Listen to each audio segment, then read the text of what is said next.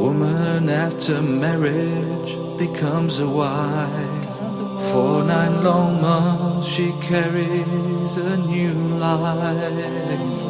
Islam legislates equality, my sisters and brothers. Don't forget paradise lies at the feet of your mother. Assalamu alaikum wa rahmatullahi wa barakatuh, and welcome to our episode, The Art of Divorce. In the previous episodes, we were talking about how the process and the procedure of divorce according to the Islamic law helps to minimize and in some cases avoid divorce. And we were talking about the iddah period, how it plays a very great role in terms of mutual respect and in terms of prolonging the idea of total separation.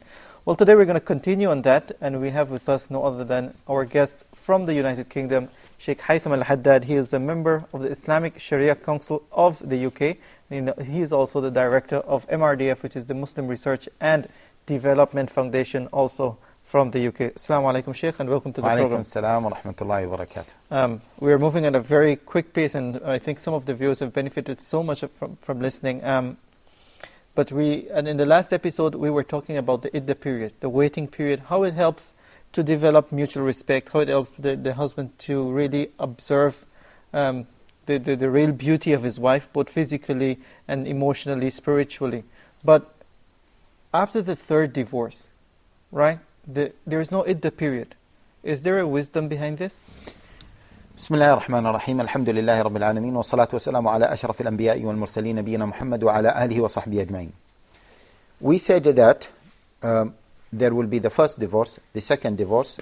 After the second divorce, they had the chance, they can reconcile, and then they had the final divorce.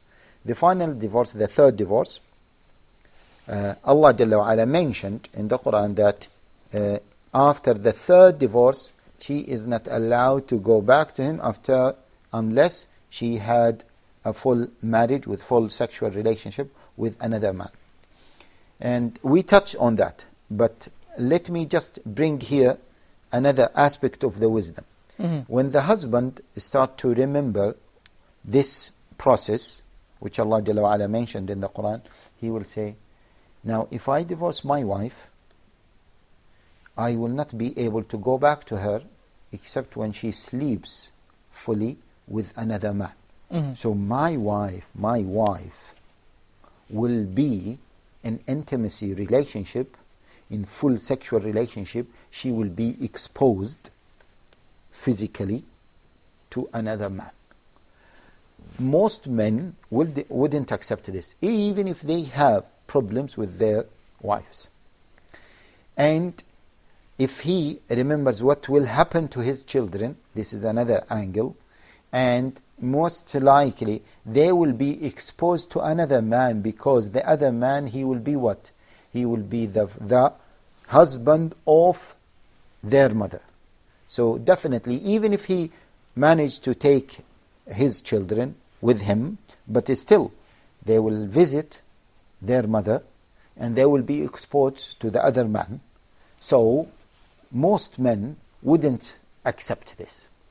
And that is why maybe, Allahu Alam, this is part of the wisdom, when Allah Jalla wa Ala says, فَإِن طَلَّقَهَا. In the beginning, Allah Jalla wa Ala says, الطلاق مرتان. Talaq is twice. Okay? And then Allah Jalla wa Ala mentioned after this, فَإِن طَلَّقَهَا, means the first husband, فَلَا تَحِلُّ لَهُ مِن بَعْدُ حَتَّى تَنْكِحَ زَوْجًا غَيْرَهُ. She is not allowed to go back to him, and he is not allowed to go back to her. حَتَّى تَنْكِحَ زَوْجًا غَيْرَهُ means full marriage relationship. And we don't need to repeat what we have mentioned about the halala, that some people developed this halala method. By the way, this halala method, which we mentioned in one of the episodes, where some women who've been divorced the third time by their first husbands, they agree with a man to get married to them. They hire a man to get married to them and to have the full sexual relationship with them in order to, and then to divorce them in order for them to go back to the first husband. We said that this is haram, and we mentioned the hadith of the Prophet ﷺ where the Prophet said, لَعَنَ اللَّهُ, Allah cursed, الْمُحَلِّلَ وَالْمُحَلَّلَ لَهُ, the one who is doing it and the one who is asking for it to be done. And in Hadith Ubadah, the Prophet ﷺ named this as the hired what? Ram goat. The hired ram goat. Umar ibn al-Khattab radiallahu ta'ala anhu, and we haven't mentioned this, he said, if two people doing halala for me, I will stone them. Subhanallah. Or I will be about to stone them. Now many scholars say that he didn't do this, but he was threatening them, and he is telling them that this action where they do this halala is equal to what? Is equal to adultery. And Ibn Umar radiallahu ta'ala anhu said, I don't consider this except as a sifah. As a sifah means zina, the halala thing. And that's why we warn people against it. Don't do it. In fact, I believe that in those communities where the halala is practiced, the divorce is easy. Why? Because the husband, he said, if I divorce her and I want to go back to her, yeah, then we can hire a person to get married to her and then divorce her from this person, and I get back to her. Yes. But the Islamic way, he will say, this wife cannot go back to me unless she marries another person. And when she marries another person, who said that she will be divorced from him? She might go with him and she might live happily with him. So it's better for me not to divorce her. Did you see the difference? Yes. Two separate things. Because some people who developed this, they said, well, it is the same. I said, even from a psychological perspective, from a Shari'i perspective, the difference is clear. But from a psychological perspective, if the husband knows that this husband, the second husband, will divorce his wife, so he can take her back, that is totally different from thinking that she might get married to another man who might be happy with her and they might continue forever. The psychology is different. And that's why we say this process, subhanallah, helps the person to minimize divorce. Yes. Okay, that's an interesting point. So, and from the perspective that it is not allowed after 3 times, is it how do I put it? Is it a threat to the couple that if you guys don't really get together in this last chance that you have, then we'll totally separate you. Exactly. You wouldn't. It would not be halal again, if for you guys to come together again. Yes, as a threat, because you tried it the first time, you tried it the second time, and see, it's not a joke. And yes, exactly my point. It's something serious. It's not a joke. It is something serious. And unfortunately, we have seen so many people, and I mentioned this, no need to repeat it, that those who they divorced their wives 3 times, and they are trying to find a way to go back to their wives, they divorce them the 4th time and the 5th time. Okay, something we have not touched in any one of our series, and I would like if you can just shed some light on it in this episode, is that when the process of divorce is happening, how does the couple act in terms of the process and the procedure of divorce? How do they act in front of their children? How do they relate the story to the children? How do they... You said we discussed about how the wife shouldn't tell the children bad things about the husband, or the husband bad things about his wife. But how does the whole process happen in front of the eyes of the children who are so innocent? Yes, that is a very good, important point. But it might take might take us out of the discussion, and I don't think that we are left with many episodes. But just quickly, remember the point, and I'm sure many viewers they might be surprised or they will be surprised to hear that point, that divorce your wife on a goodwill. So I'm not shouting at her, I'm not cursing her, I'm not accusing her, and this is my children are watching this. I said to the children that, listen, there is something between me and your mother. I respect her. She is your mother. You need to respect her. In fact, even after the divorce, she stayed with me for some time. This shows that there is no real hatred between us. Yes. She stayed in my house for the iddah period, and then we came to a conclusion that we cannot continue. That should be the attitude. Okay? We don't want to explain more, and that's just because okay, let us go into a new subject area, the oath of divorce. Mm-hmm. What does Islam say about it? Yeah, the oath of divorce. This is a very common practice, unfortunately. And because of this oath of divorce, we need to understand it in order to learn the art of divorce, in order to minimize divorce. Many men, they take this issue of oath to divorce their wives very easily. You will be divorced if you visit your mother. You will be divorced if you don't come now. Imagine, just before I came, the husband, the wife, in fact the brothers of a wife were complaining about the attitude of her husband. And they said, Wallahi, he used to say to her, he used to ring her, and he used to tell her, if you don't come now, if you don't leave your parents now, you will be divorced. Okay? In fact, sorry, he didn't say you will be divorced, you are divorced. And normally she leaves immediately to him. They said, is this a good attitude? I came across a case, a brother getting married to a revert sister. And when he becomes very angry, he used to tell her, you are divorced, not you will be divorced. I'm making this mistake because this is what I'm suggesting to people. Don't get used to this word. You are divorced. Say you will. Those who are unable to get rid of it, they should not use this statement, if you don't do this, you are divorced. No, use instead of it, if you have to do it. If you have no chance but to use it, you need to say, if you do this, I will divorce you. Okay? And they are totally different. Anyway, that person, his wife, both of them came. And his wife said that, do you believe that my father, who was not Muslim and who is not Muslim, when he used to come to me and my husband becomes angry, and I am with my father and my husband is telling me, if you don't leave your father and comes to me, you are divorced. What kind of attitude is this?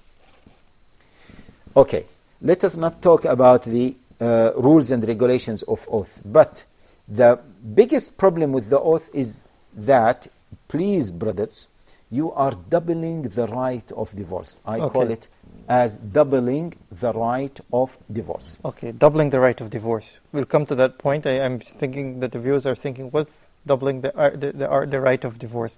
But we'll clarify that, inshallah, after the break. Stay tuned for more. Don't forget, paradise lies at the feet of your mothers.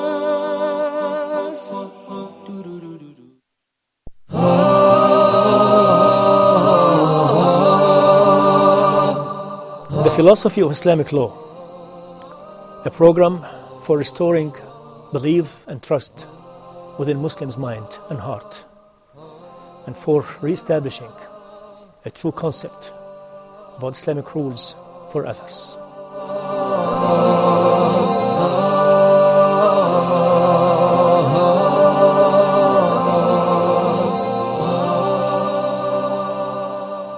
Forget paradise lies at the feet of your mother.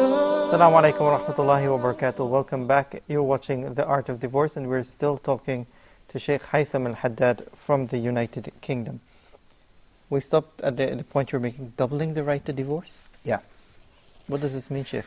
What does it mean? It means that Islam gave the husband the right to divorce.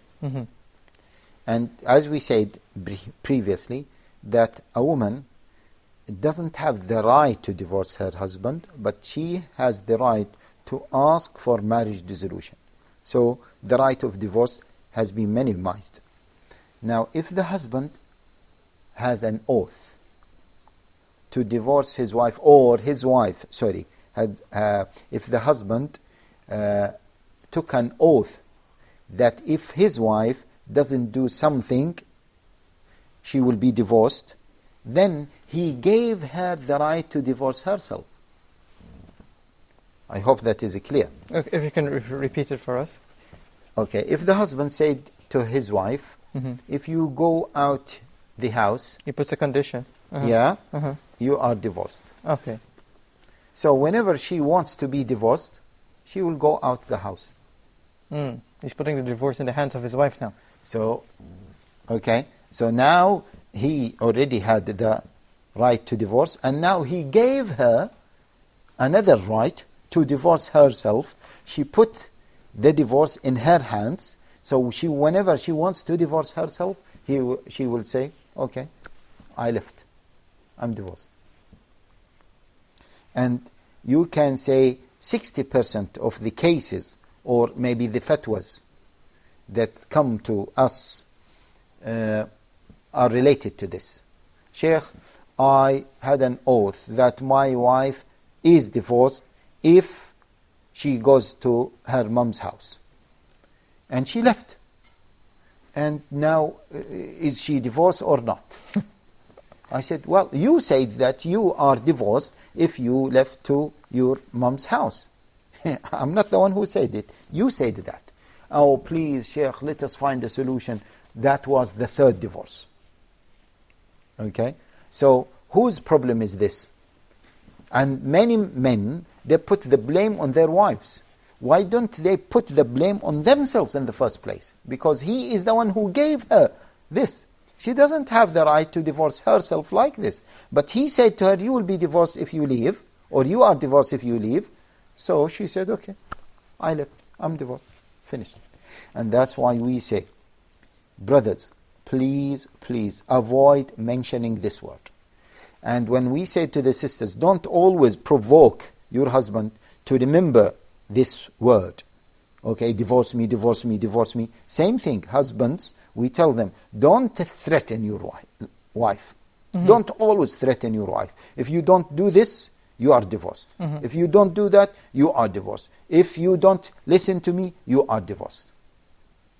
Because it will be easy for you. And by the way, in some communities, this kind of oath to divorce is very, very easy. And I do remember, I'm not quite sure about other communities, but in some Arab communities, this issue of alayya talaq, it is an oath upon me to divorce. Okay? It's very common. And I remember I traveled with a person, and whenever he wants to say something, he will say alayya talaq, alayya talaq. Every two maybe statements, he will say alayya talaq. Then I said to him, Ya Shaykh, fear Allah, what is this alayya talaq, alayya talaq, alayya talaq? He said, no, it just became like a word. I said, Ya Shaykh. Then the other guy, he said, this is like a joke.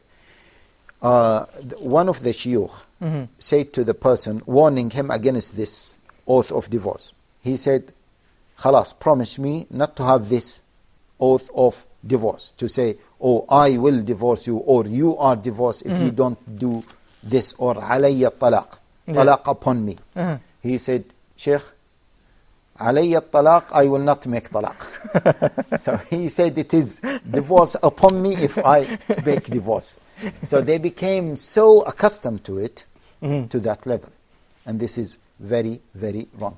Now, to the wives, if it happened that your husband said this, please, please be patient and don't do it in order to avoid it. Okay? And we have seen, I told you maybe a case of 7 divorces. 3 of them were normal divorces. You are divorced. And the rest of the 4 are what? Oath. I took an oath to divorce my wife if she does this. And even some people, they do these things for very simple issues. Very simple issues. We had one case, imagine this, and the children, we interviewed the children, and the children said this. And listen to the gravity of this problem. When the children are aware of, maybe you can say, the silly attitude of maybe their father or their mother. The mother is cooking, and she likes to put a lot of maybe salt. And the husband, one time, he came angry from work, and he said, and he tasted the food, salty food. He said to her, next time, if you don't do it properly, you are divorced. So if you don't do it properly, if you don't put the right amount of salt, you are divorced. What is this? This is haram. This is injustice. Anyway, so part of the art of divorce is do it properly. Don't use this oath to divorce, your wife, which is common in some communities. Don't use it. Full stop. Now, some people say, Sheikh, I used to hear it from my parents. I cannot avoid it. My tongue is always using it. We say yes. If it is true that you don't mean it, then maybe, inshallah, there is a way, but try to stop it. And some people say, but sometimes I want to stop my wife doing something. We say, don't use the word divorce. Because according to some scholars, even if you had this oath with the intention to stop her from doing something, they are still considering it as a divorce. Some other scholars, yes, they do consider it as an oath, and they ask you to pay the expiation. But some other scholars in some other countries, they consider it as a divorce. So if you are living in one of those countries, and if you go to your mufti and he said divorce, then khalas. The other thing is, when you have this oath, or you want to have this oath, don't say to her, you are divorced, okay? Or you will be divorced if you do this. Say to her, I will divorce you. And there is a difference. I will divorce you, this is a promise to divorce. You might do it, you might break it. Or it might be an oath that, Wallahi, I will divorce you.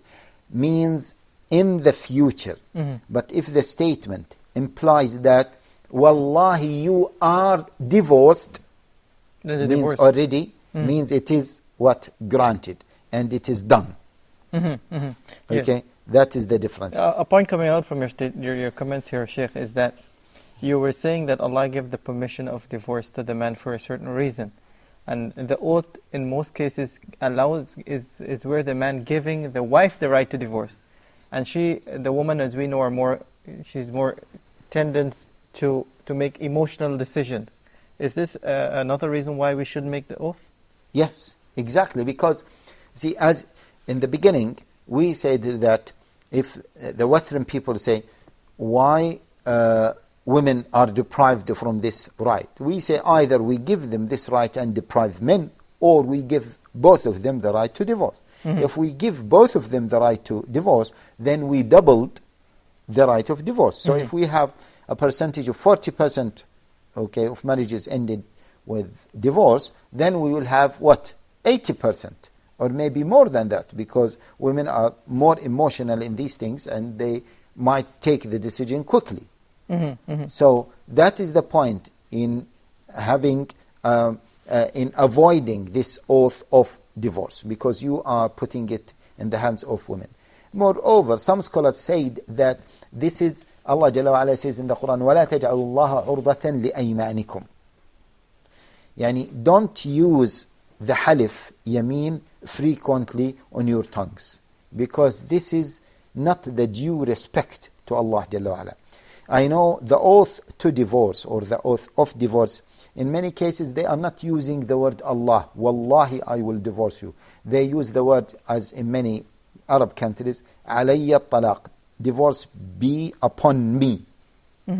This, they use it in a form of oath, without mentioning the word Allah, or Wallahi, or by Allah. It is still considered what? An oath of divorce. So if the wife heard this and she said, okay, I will leave now, khalas, and I am divorced, then in many cases the divorce has been granted. Okay. And just before we wrap up the episode, then you mentioned a point that where the husband says he wants to threaten his wife, he wants to make her know that she's doing something seriously wrong. How does he really advise her when he wants to threaten her without avoiding these statements? What else? What is the Islamic solution to it? Yeah. First of all, the main point is don't mention divorce. Don't put it in the equation. Don't put it in the discussion. There are so many other ways. And we tell brothers, see, one of two things. Is your wife doing a clear haram thing, or is she doing something that you are not pleased with? If she's doing haram thing, then use the ayat and the hadith that talk about haram thing.